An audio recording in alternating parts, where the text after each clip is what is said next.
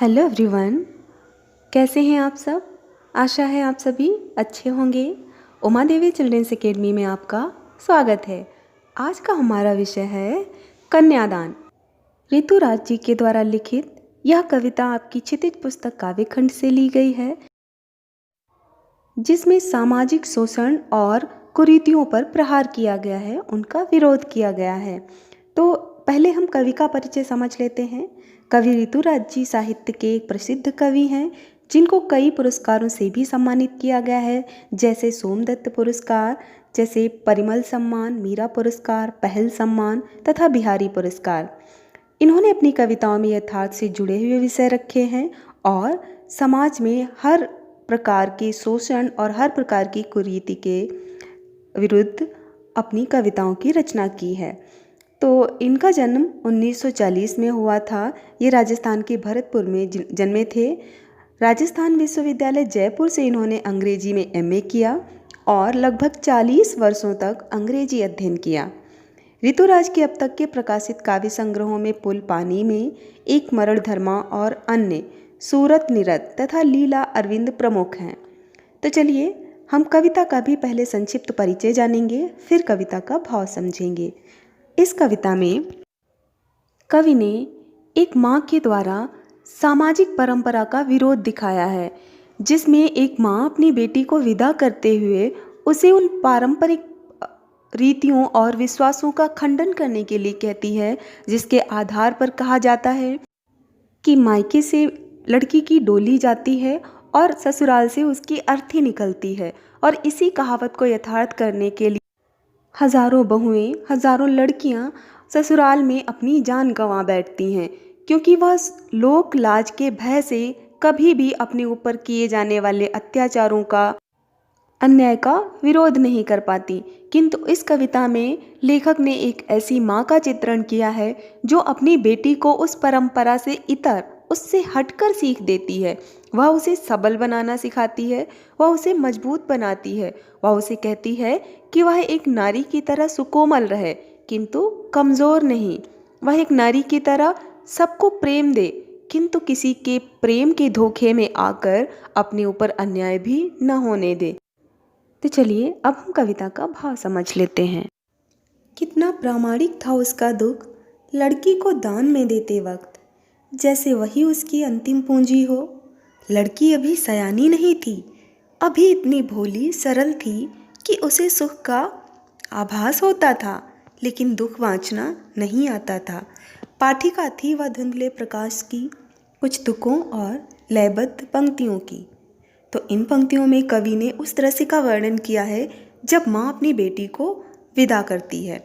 उसकी शादी के वक्त जब वह अपने ससुराल जा रही है, तो माँ अपनी बेटी को विदा करते हुए अत्यधिक दुखी प्रतीत होती है।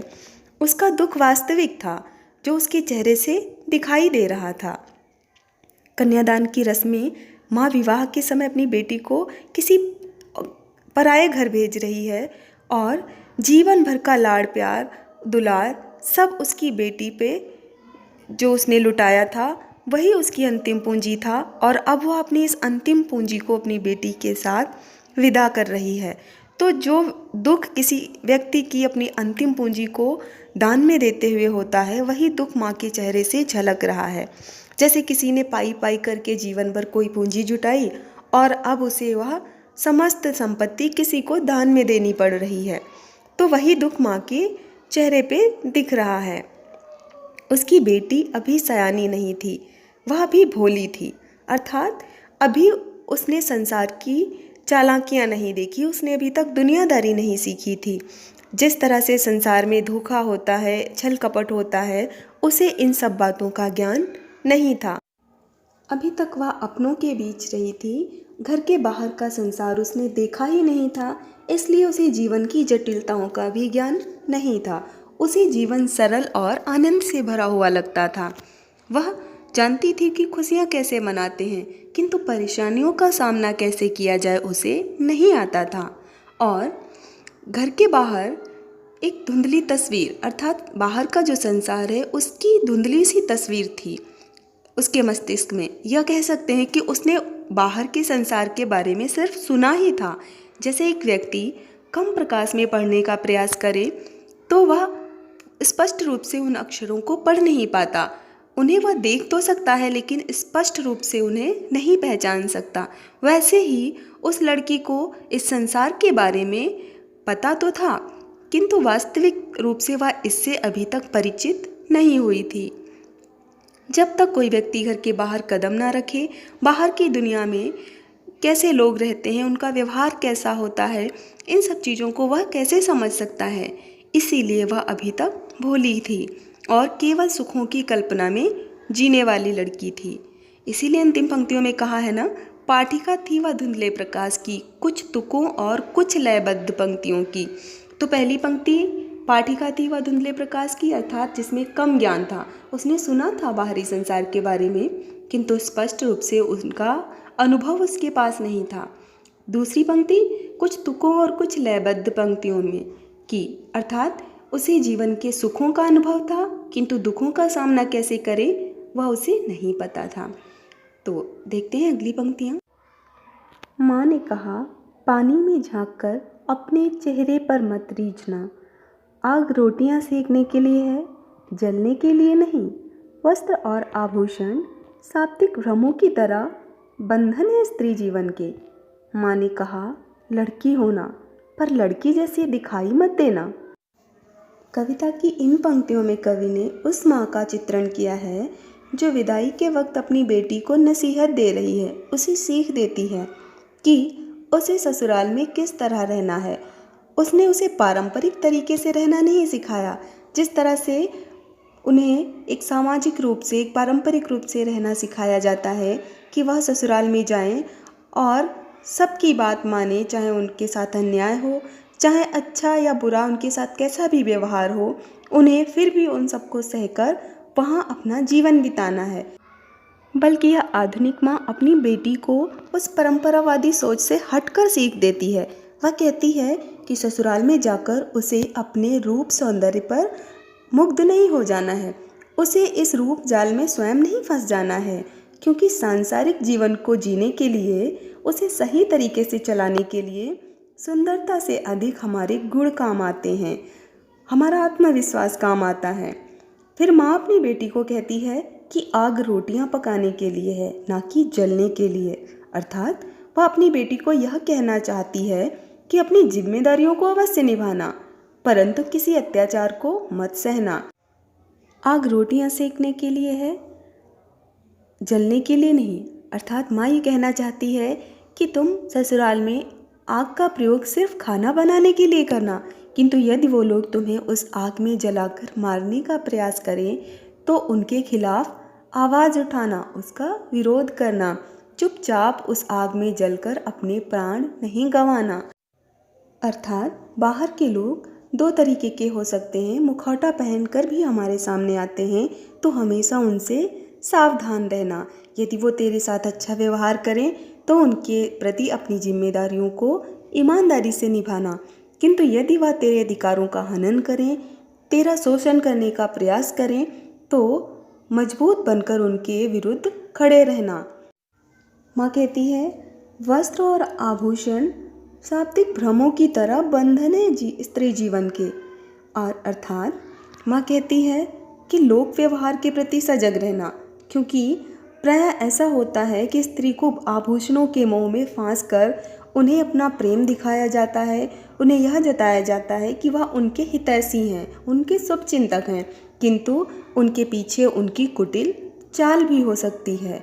तो इनसे तो हमेशा सतर्क रहना, क्योंकि यदि तू आभूषणों और वस्त्रों के मोह में फंस गई तो उनके व्यवहार को तू नहीं समझ पाएगी, इसलिए तू हमेशा सतर्क रहना।